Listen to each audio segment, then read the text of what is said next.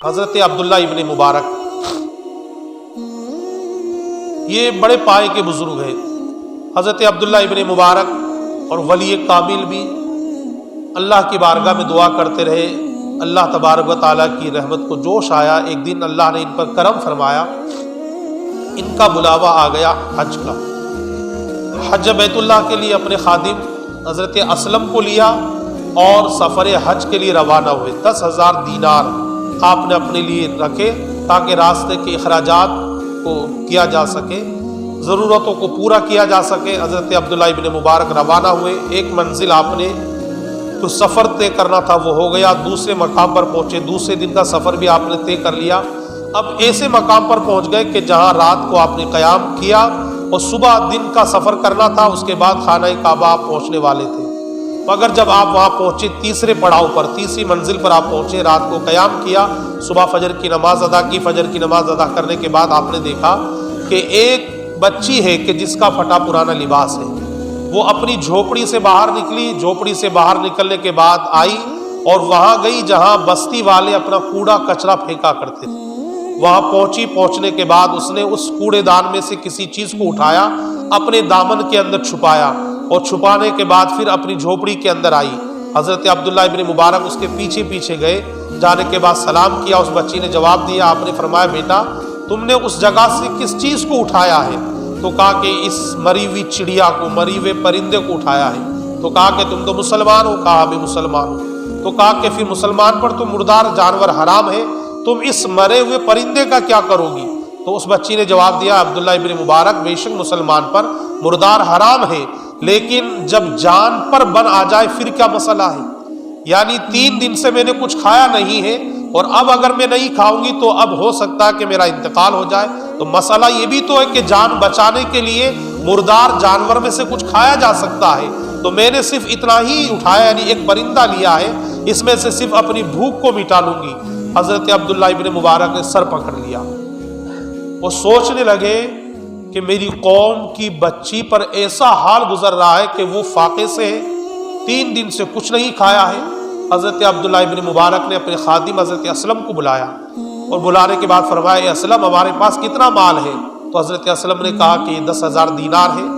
آپ نے صرف 500 دینار اپنے پاس رکھے اور 950 دینار جو تھے وہ اس یتیم بچی کی جھولی کے اندر ڈال دیے اور حضرت اسلم سے کہا کہ اب ہمارے پاس آگے کا سفر طے کرنے کی جو خرچ ہے وہ نہیں ہے، تو ہم آئندہ سال حج کریں گے۔ واپس پلٹ گئے۔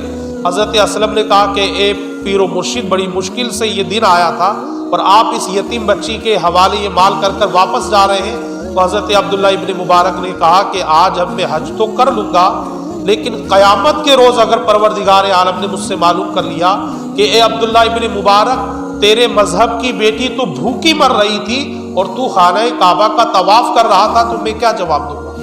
اس وقت تو مجھ سے کوئی جواب نہیں بن پڑے گا۔ تو واپس حضرت عبداللہ ابن مبارک اپنی بستی کے اندر آ گئے۔ لیکن آپ دیکھیں کہ جو سودا اللہ سے کیا جاتا ہے اس میں کبھی نقصان نہیں ہوتا ہے، اس میں کبھی خسارہ نہیں ہوتا ہے۔ حضرت عبداللہ ابن مبارک گھر پہنچے، حج کے دن گزر گئے، حاجی لوگ حج کر کر واپس آئے۔ تو آنے کے بعد لوگوں نے حضرت عبداللہ ابن مبارک کو کہا کہ اے عبداللہ تمہیں حج مبارک ہو۔ تو کہنے لگے کہ میں نے تو حج نہیں کیا۔ سوچنے لگے، پھر اللہ کی بارگاہ میں دعا کی تو ہاتف غیبی سے آواز آئی کہ اے عبداللہ بے شک تم نے حج نہیں کیا، لیکن تمہاری شکل میں ہم نے ایک فرشتہ مقرر کیا اور اس نے تمہاری طرف سے حج کیا۔